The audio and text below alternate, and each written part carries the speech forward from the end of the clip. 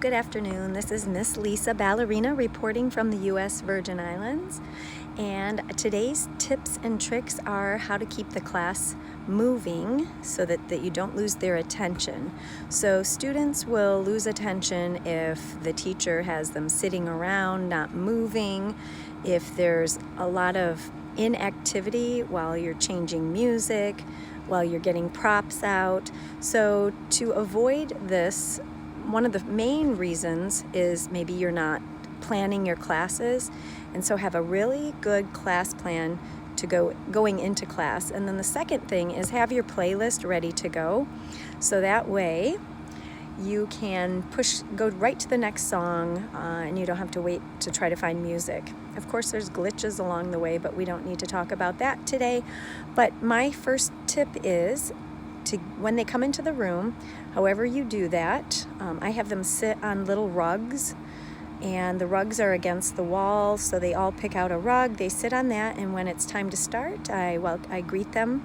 Good morning, students. Again, my name's Miss Lisa, and today's theme, and I'll mention what the theme is, today we're going on a picnic. But let's do our warm-up first. So I'll put one song on, and I typically do one song for my warm-up, and this is movements around the space. It's not standing still. When children stand still, they have to focus on standing still. They have to focus on a particular body part. It's too much for them, especially when they're excited and they're coming into class. So what I do, it's just like our old gym teacher used to do. All right, guys, run for the first 5 minutes. They run you and they tire you out, and you're like, oh, I don't like this. But if you're doing different gross motor skills, you're actually helping them developmentally. So things like marching, skipping, teaching them how to skip, galloping, tiptoeing, crawling, so low and high levels, forward, backward, sideways. So think of those directions. Think of speeds, like fast and slow.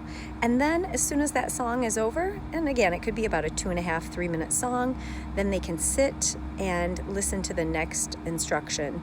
And the next song then can be something that they can focus on more. So if I'm teaching preschool tap dancing, I run them around for the first song, and then I might either go into my theme and work on a theme song, or I might go right to our spots center stage and say, all right, guys, we're going to practice our shuffles, because then their mind is more focused. So if you notice your class going astray, change it up immediately. Go to your next song, or put another song on where you can do gross motor skills, or pull out a prop. But then tweak your notes when you get home and say, you know what? They didn't seem to enjoy this particular song that I choreographed.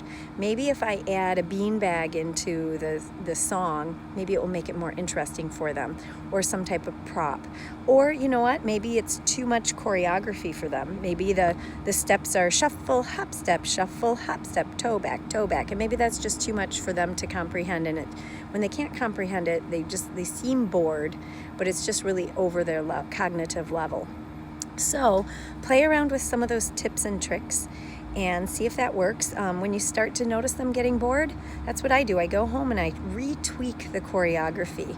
I add a prop, or I add some story to it so that it seems more enticing to the age group. All right, again, this is Miss Lisa Ballerina reporting from the U.S. Virgin Islands. Hope you have a wonderful day. It's a nice 84 degrees today. Today's September 19th.